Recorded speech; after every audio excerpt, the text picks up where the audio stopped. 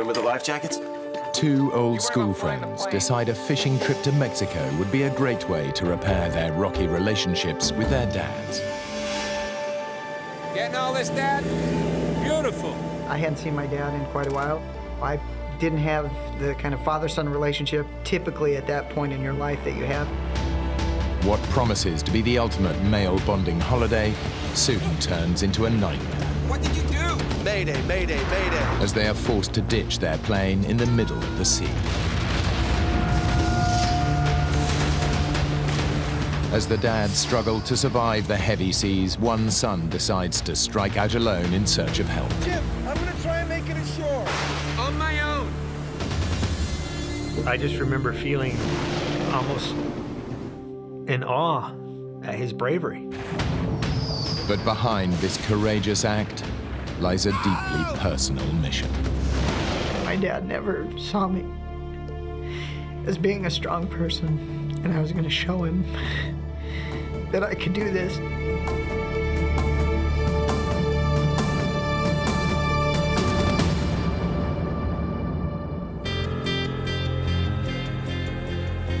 Jim Hawley and Jens Lundy have known each other practically all their lives.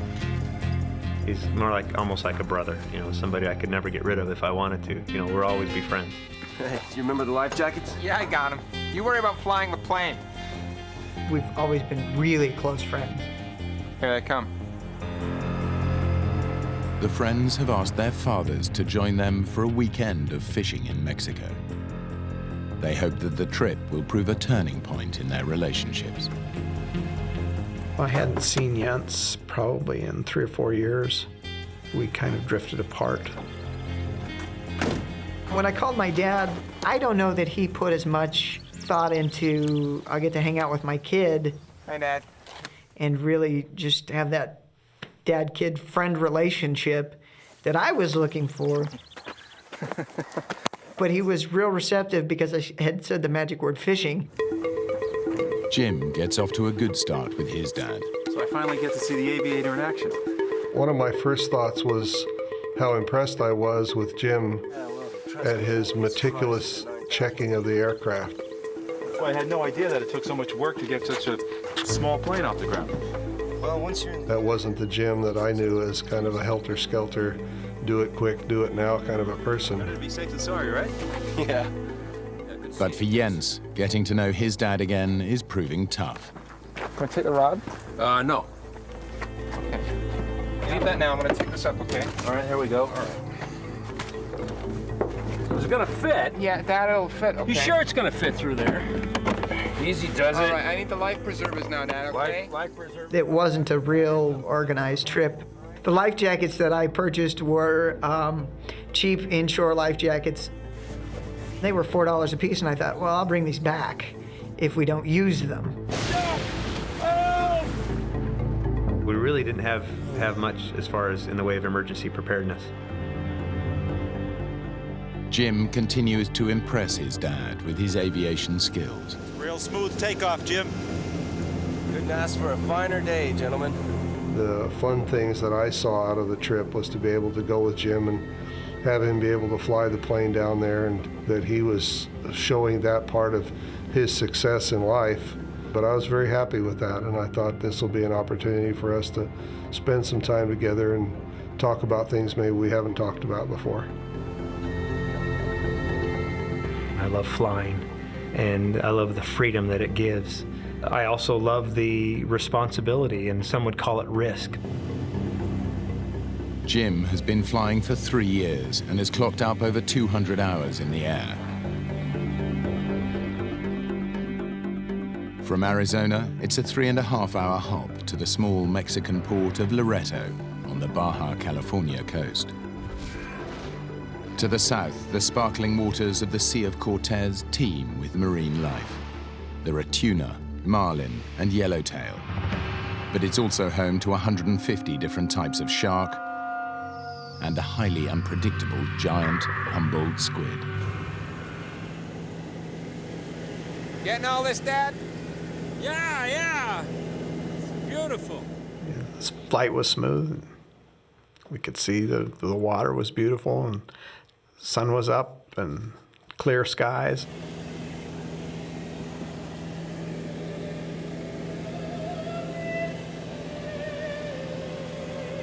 As I got ready to take a nap, I put opera on my Walkman to sleep to. It's real comforting, and it's a great opera, The Marriage of Figaro. 3 hours later, the plane is 30 minutes from touchdown, directly over the Sea of Cortez.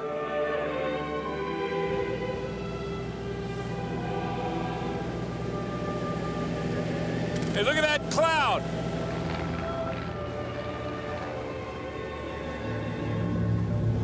Loretta Tower, Mooney, November 201, Juliet Mike. I'm about 30 miles out. I see a lot of weather building in front of me. Can you give me an idea of the weather at the airport? I had kind of a premonition that something was going to go on with this, something was going to happen. I was beginning to get pretty concerned. I couldn't raise anyone. Okay, guys, I'm gonna take us through this. We'll make better time.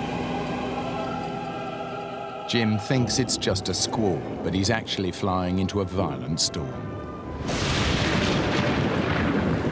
It was just a real weird mix of waking up and trying to figure out where in the story I was in the opera and what was going on in the plane at that point. It was alarming because it was so sudden. I didn't see any indications that it was that severe until we were in it. Jim, what's happening? It was one of those types of storms that it was getting worse by the second. And then it started to get turbulent, and I think I saw a lightning strike or two really close. We're in the storm and there's no up, there's no down. I looked at everybody else's faces. They kind of had a look of concern, but they're looking at me to see if I have a look of concern.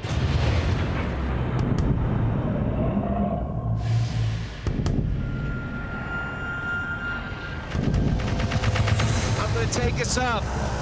Good, good! I'd like to have my stomach back!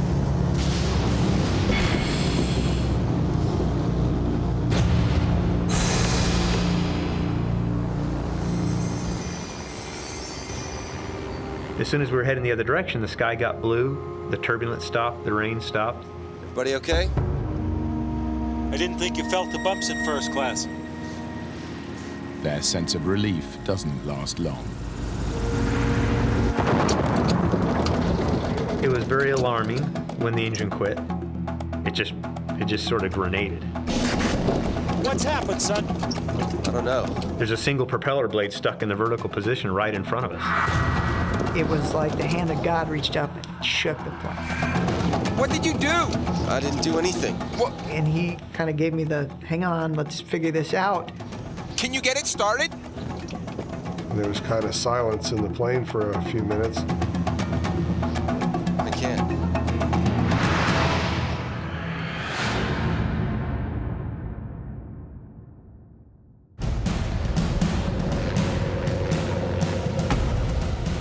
Jim and Jens's fishing trip to Mexico with their dads has gone terribly wrong. After flying through a violent storm, their aircraft's engine suddenly failed. Now they face the terrifying prospect of ditching in open sea. Mayday, mayday, mayday. Loretta Tower, Mooney, 201, Juliet Mike. This is unreal. This can't be happening. 25 miles northeast, engine failure. Mayday, mayday, mayday. I didn't know if my transmission, where I had told them where I was, had even been heard, because I didn't hear a response back. Sorry, guys, we're going in.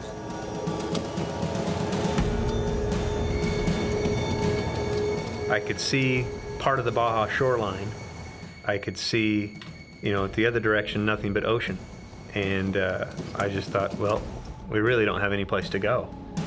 Okay, guys, I'm taking us back into the storm. The headwind will slow us down. Jim's plan to slow the plane down will help reduce their impact with the water, but it's a risky strategy. If the airspeed drops too far, the plane will simply drop out of the sky.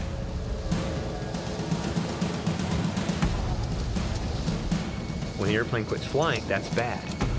That's usually you get severely killed when that happens.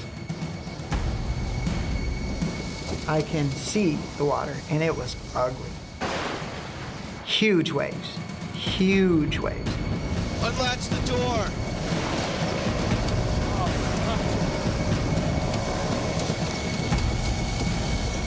Brace yourselves. I was ready. I had the headrest in my hands. If that was the last thing I ever saw, I wanted to see what happened to me. Are we going to be knocked unconscious and die, or is it just going to be, boom and lights out?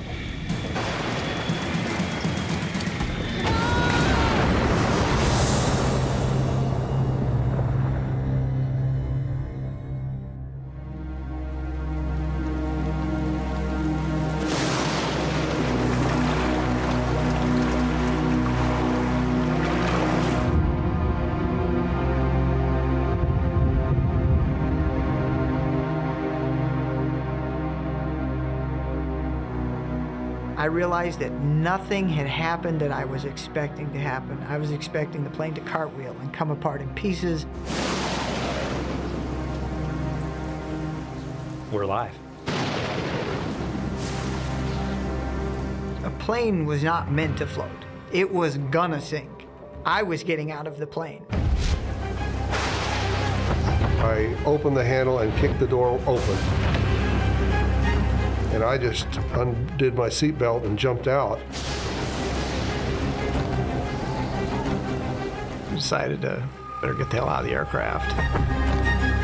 Jim was still in the pilot seat, and I was reaching in going, come on, come on, come on, come on, get out, get out, get out. It was so stormy. I mean, the wind was blowing so hard, the waves were so big and crashing, and it seemed like the sea was going to swallow anything, including us. The airplane began to sit lower and lower into the water within just a few moments. The men have no choice. They grab hold of anything that will keep them afloat and jump into the terrifying seas.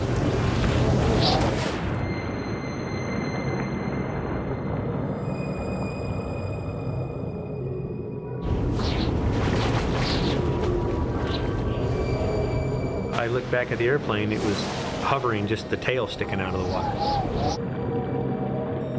The navigation lights on the plane were still on, and you could see it as it sank and got farther and farther away, and you kept seeing this strobe. You're there with 3 people, but you felt really alone. For just a soft moment, I thought, my God, how did those people feel when the Titanic went down? You're looking at it, and it's just our little aircraft, but it was the only thing we had.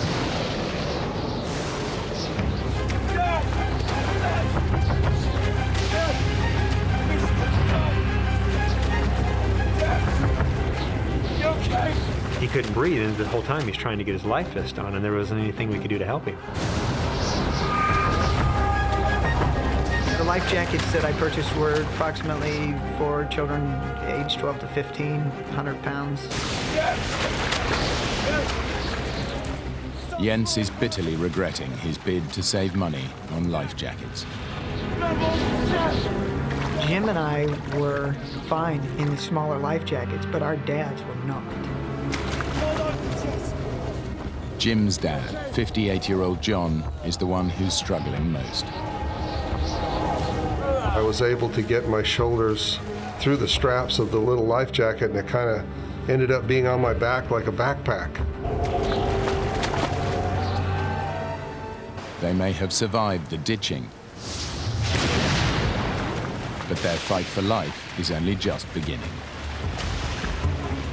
The Sea of Cortez is over 90,000 square miles of open water, with barely any boat traffic.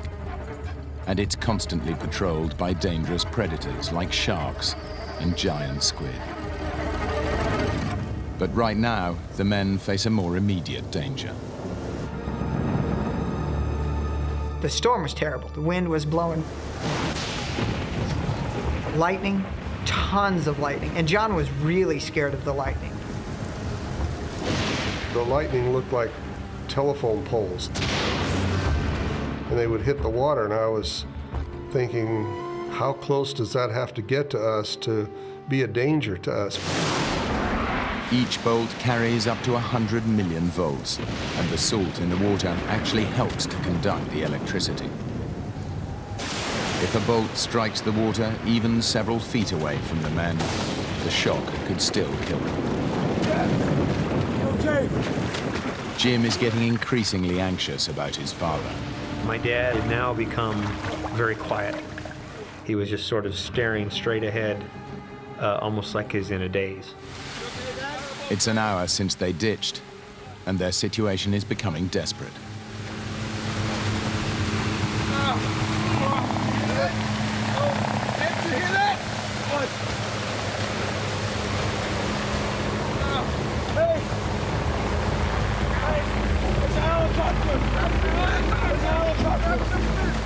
We heard the heavy drum beat, the sound of the helicopter.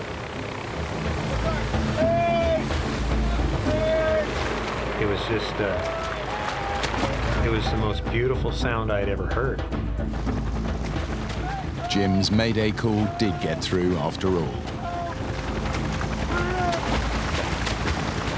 We had swim fins that were yellow or neon green.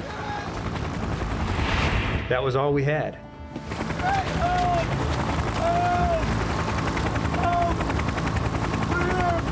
And then the noise got quieter and quieter and quieter.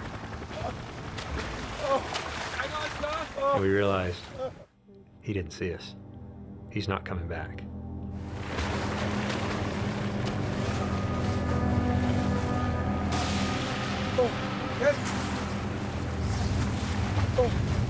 How much investment does it take to have some flare guns?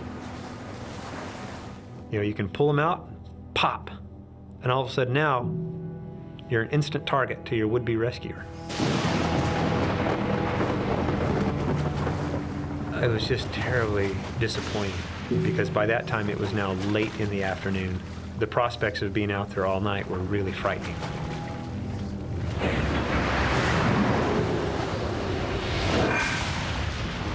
John is losing his fight to keep his head out of the water. The waves kept crashing over the top, and I swallowed a lot of salt water, and everything I had came up. It just made me violently ill. Dad! Are you okay? I just was totally out of control, and I felt in my mind, I'm losing control of the situation. As Jim was trying to comfort me, I was trying to assure him to get that guilt off of his mind, because I think he was guilty, felt guilty because we were in the water, he felt guilty because I was sick, he felt guilty because he thought maybe I wasn't going to survive or I wasn't going to make it.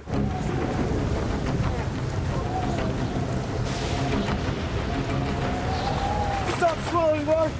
It was frightening. It was very frightening. I didn't want to watch my dad die, especially didn't want to watch him die just because of, you know, drowning or asphyxiation right there in front of us, and there's nothing we could do about it.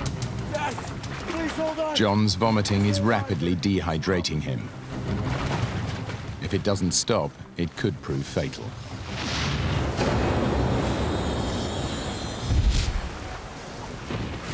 As his friend's father continues to deteriorate, Jens reaches a decision. I was worried about John. I couldn't handle watching John die.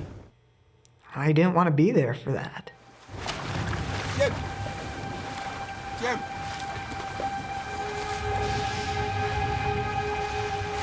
Jens and Jim separated from us for some reason. We need to get help for your dad! I don't think anyone's coming! I'm gonna try and make it ashore! My plan at that point was to leave Jim with my dad to care for my dad in case something happened. Okay, let's do it! No, Jim! On my own! And I said, "Come on, that's. Are you gonna swim you gonna swim alone? You're just gonna leave us and swim alone?" That doesn't make sense! We should swim together! I had already made up my mind at that point that I was leaving. Jim, I need you to stay here. I need you to look after your dad. He's sick, Jim. He might not make it. And if he goes, I need you to take care of my dad. I don't want him to be on his own. Look, I need to go get help. I need to go now. Okay. Jens was so insistent, and his logic seemed sound. We'll all make it out of this, I promise. My concern at that point was that my dad would recognize that I was leaving before I was far enough away. Okay. I don't want my dad coming after me. You stay here until I'm out of sight, and then go back and tell him.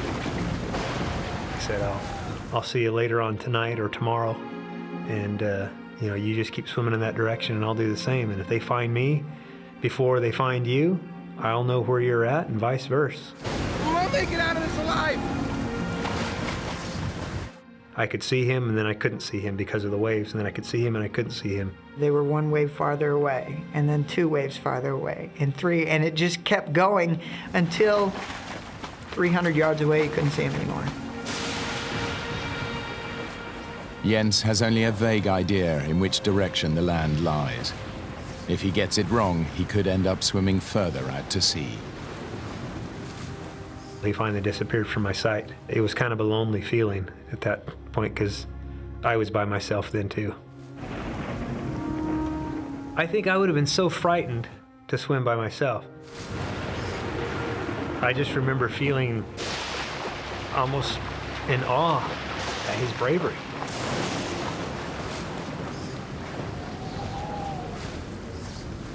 It was just a very brave thing to do. Jim knows it may be the last time he sees his friend.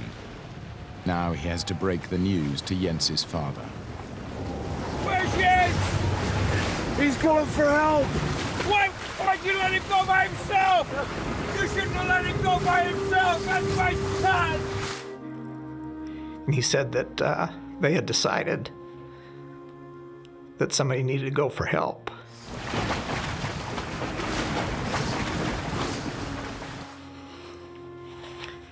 And since Jens is probably the strongest swimmer of all of us, he took the swim fins that Jim had on. My dad never saw me as being a strong person, and I was going to show him that I could do this, and he couldn't. It was that.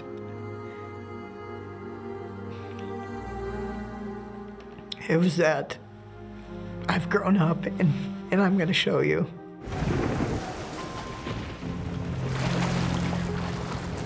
Jens is swimming in the right direction, but what he doesn't realize is that land is 10 miles away. An almost impossible swim through such heavy seas. Even if he makes it, a treacherous reef blocks his route to shore. The men have now been in the water for 8 hours.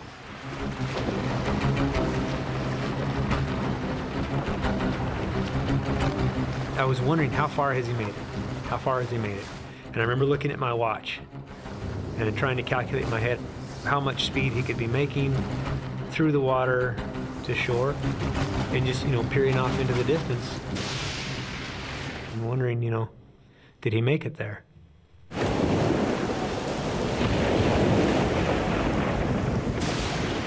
Jens is making slow progress.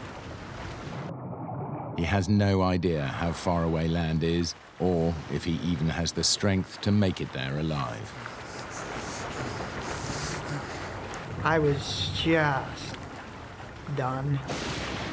I didn't feel that I was going to be able to actually make it to shore at that point, because I was fighting these waves and just swim uphill and then downhill and uphill.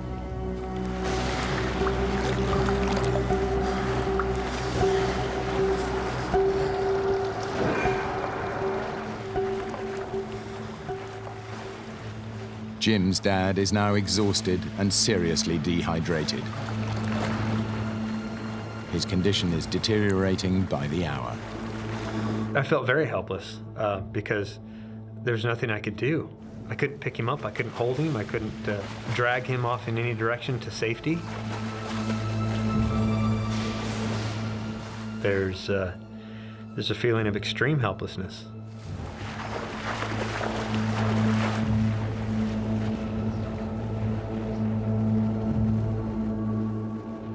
As night falls, an exhausted Jens swims on.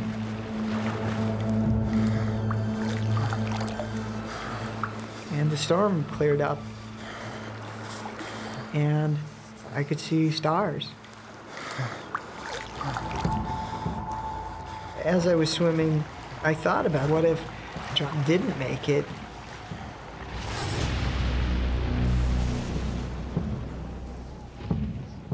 There was a shooting star, and you always hear that that's the representative of an angel, and I thought John had died.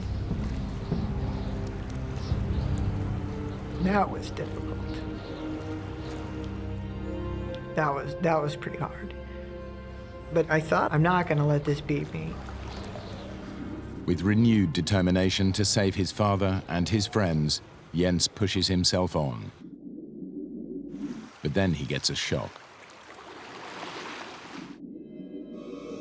I felt there were things around me, and I started feeling kind of pinprick sensations every once in a while and could not figure out why that was happening. Jens realizes, to his horror, that he is not alone in the water.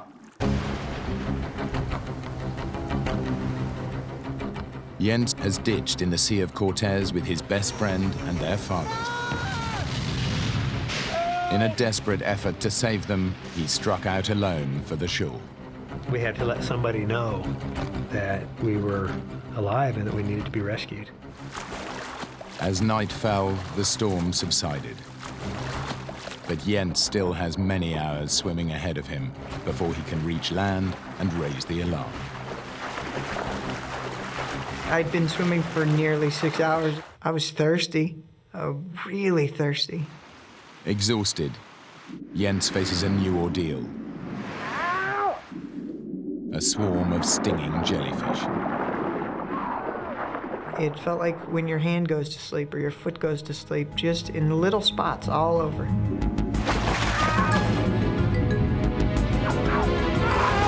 And they were getting in my shorts, which is not a place you really want jellyfish. The barrage of stings push Jens's already exhausted body to the verge of total collapse.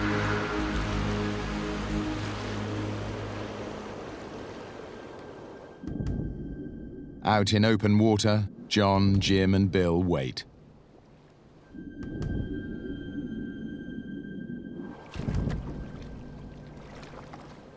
The men have no idea what lurks beneath them.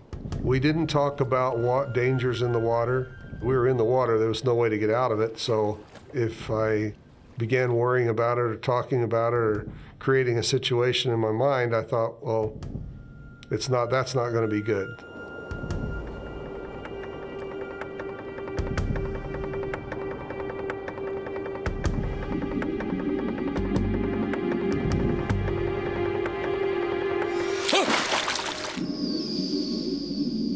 What the hell was that? What? I felt something. It felt warm. It brushed against my legs. I knew for sure there was something else in the water with us then. Are you okay? I don't know. It brought back also to the reality that, hey, maybe something is stalking us. Jim knows these waters are full of dangerous predators. One of the most feared is the giant Humboldt squid. The squid are very aggressive, and they're very large, and they're very capable of killing a person. They are very easily provoked into a frenzy. And if you're in the water during that time, it could be very dangerous. Mexican fishermen call the jumbo squid Diablos Rojos, red devils.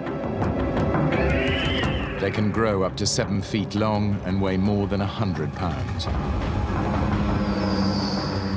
The squid's powerful tentacles pull the prey into its mouth, where it tears it to shreds with its razor-sharp beak.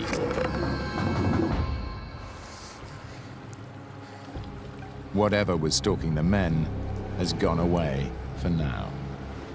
All they can do is pray it won't come back. Jens has been swimming for over 10 hours. He's almost no strength left and is close to despair. That's when I started hearing something. And couldn't really figure out at first what it was that I was hearing. and would stop and just be as quiet as possible and try to control my breathing and try to slow down my heartbeat so I could hear this noise that was happening every couple seconds.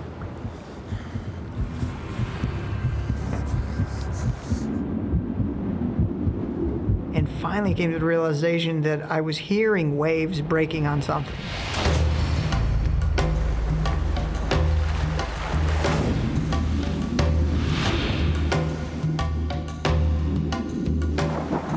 And the closer I got, the louder they got.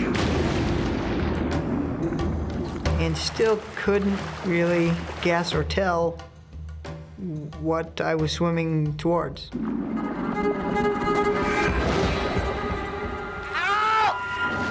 I smashed my knee on something solid. It cut me right where my knee hit the rock. And then the rock is covered in sea urchins. And they went right through the swim fins, right into the bottoms of my feet. So now I'm kind of bleeding from my knee, bleeding from my feet, standing up on this rock. And that's the first solid piece of ground that I had stood on in over 12 hours. Jens realizes that after 2 hours swimming towards the crashing waves, he's still nowhere near dry land. Then started realizing that if I was on one rock, what I was hearing the waves breaking up was more rocks. And that I was headed right into a washing machine full of sharp rocks. Jens has reached the dangerous reef. A whirlpool of surf and treacherous rocks bars his way to shore. He has just one option. I knew that I had to swim back the way that I came. It was heart-wrenching to know that I had to push off of this solid piece of ground and swim back out into the ocean. In the open sea, John has stopped vomiting. Ironically, it's Jim, the youngest and fittest of all of them, who is now in the most danger. He is feeling the first effects of hypothermia. Here I am, I'm 24 hours without sleep. It's 3 o'clock in the morning. I'm very tired. I'm very thirsty. I've gone a long time without sleep, a long time without anything to drink or eat. Dad, are you cold? No, I'm okay. Bill? No, I don't think so. Are you all right? I can't stop shivering. You'll be fine. I had to rest my head on my dad's shoulder because I didn't have anything to support my head, and I began to get kind of fearful. I'm so sorry, Dad. I got us in such a mess. It's not your fault, Jim. We landed the plane, and we're alive. I had way too much to live for, you know? All I wanted to do was make sure I got back to my beautiful wife and my child. I could hear my wife's voice of encouragement. Just hang in there. You can get through this. I'm fighting off the cold. I'm fighting off the chills by using more energy to keep myself warm. And I remember thinking, how long can I keep that up? How long until the body finally just gives out? And will I be aware of that happening, or will I just sort of, all of a sudden, you know, there's a light and there's Grandma and Elvis and, you know. It's now over 12 hours since their plane was forced to ditch in the sea, and all 3 men are beginning to lose hope. They don't know if they can make it till daylight. Their only glimmer of hope is Jens making it to shore, but they have no idea if he is still alive.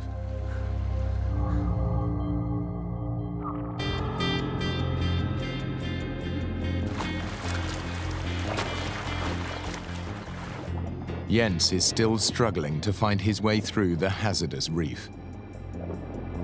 Finally, after 2 hours, he sees something. It was just, it was amazing. As I swam farther and farther south, I saw a light on the beach. It was a Mexican fisherman that had camped out on this beach. He doesn't get the reaction he was expecting. The fishermen are wary.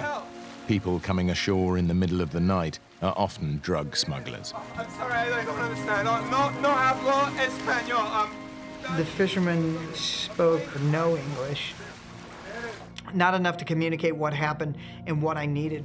Mi amigo, they're still out there.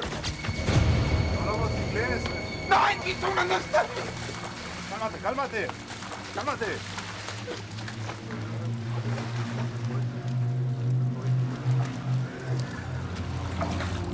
And when I finally realized that we weren't going anywhere, I was just done.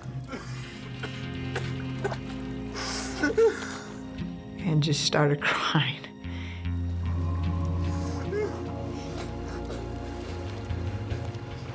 Jim's condition is deteriorating. All they can do is hang on to the hope that Jens has made it ashore. Jens has made it, but any hope of rescue is still a long way off.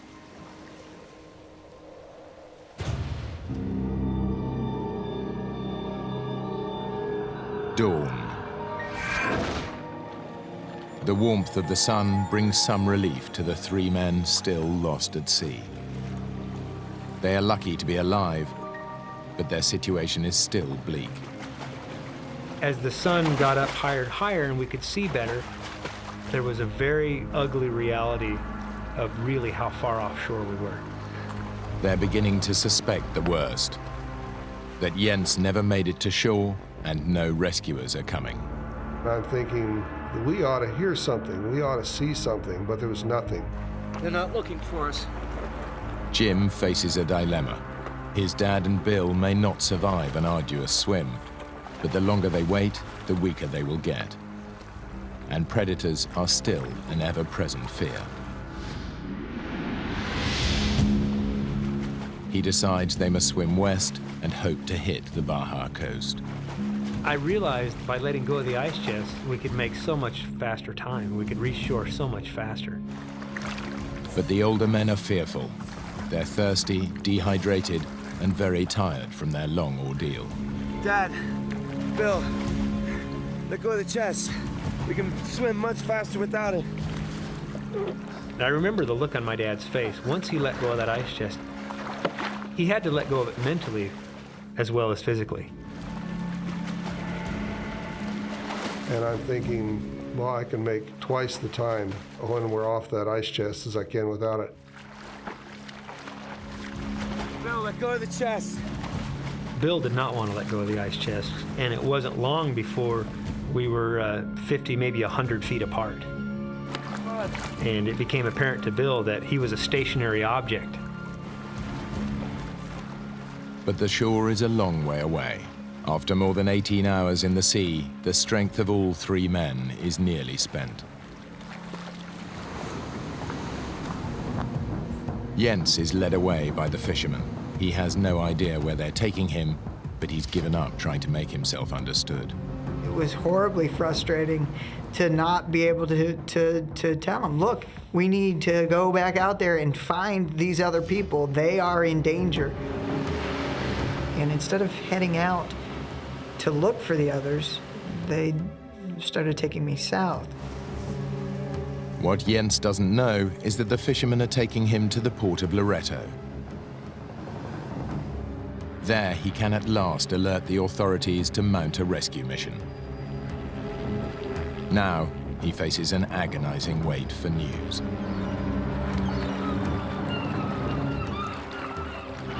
There was a curious bunch of seagulls. They would come out and kind of hover over us and then fly back to shore. I think they were monitoring our progress or seeing if one of us was going to die so they could get an easy meal. But I remember one of the seagulls came so close to me, I actually swung at it with my hand. The 3 men have been swimming for hours, and now Jim worries that his dad is pushing himself too hard. I remember my dad behaving odd. My dad wanted to get to shore, die trying. He was focused like a laser beam on getting to shore. I gave up in my mind that they were looking for us. I didn't believe they were looking for us. I felt like we had to get to shore.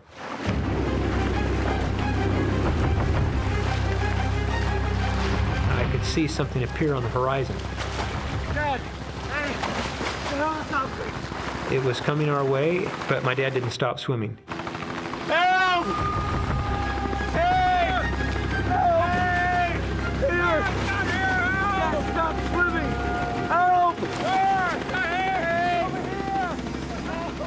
Help! We were all waving and screaming and hollering and everything in the water. It circled around us. We're here! Help! And then as soon as it circled around us, it headed off back from the direction which it came.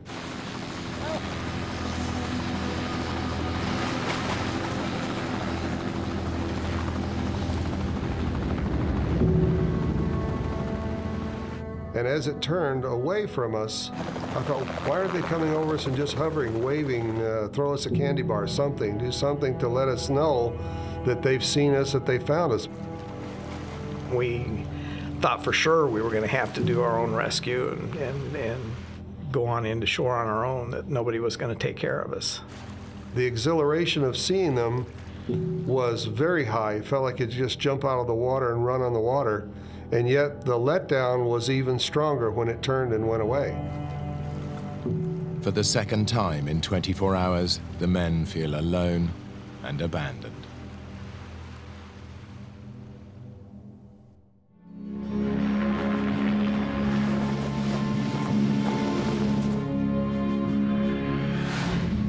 While Jens waits for news, he has to make the toughest call of his life, to Jim's wife.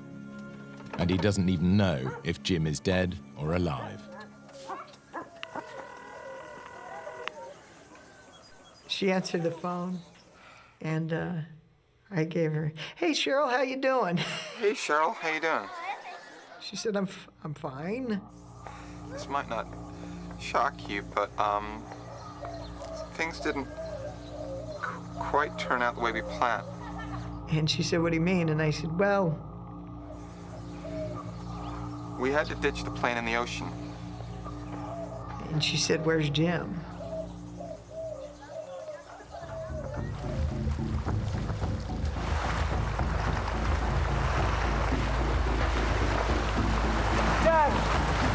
Dad, stop swimming! Dad, you gotta keep swimming! Dad! They're here! Keep swimming, Dad! Look, they're here! Help!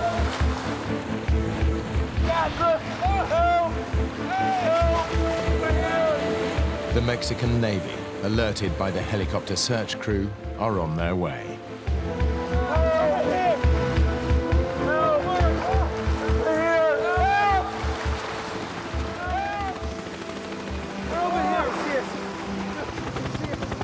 Jens' epic swim has saved their lives.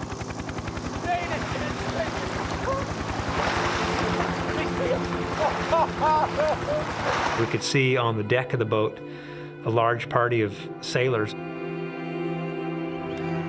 They were so happy to see us in the water and see us alive. I think they were happier than we were. And a lot of their missions, all they found was bodies. And some of the young sailors were crying. There was a great feeling of relief, but there was also a fearful moment. Even though now we were rescued, the thought recurred to me, what about Jens?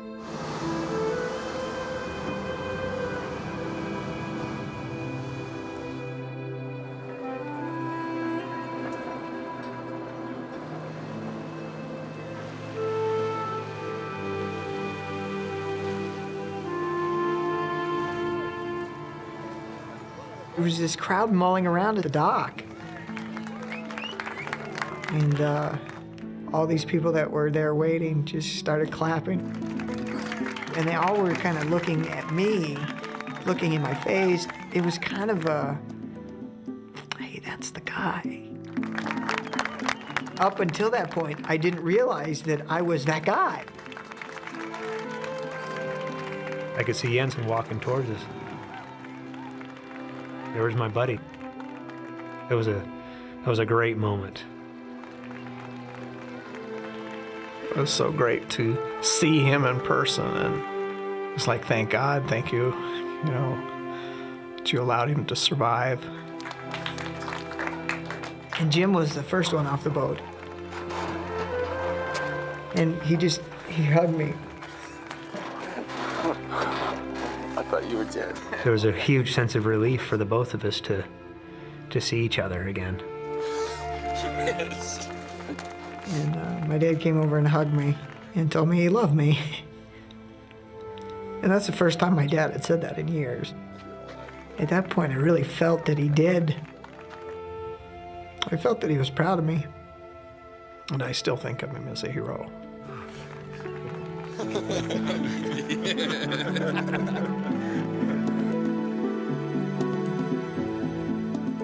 Jim and his father have since been back to Mexico to go fishing.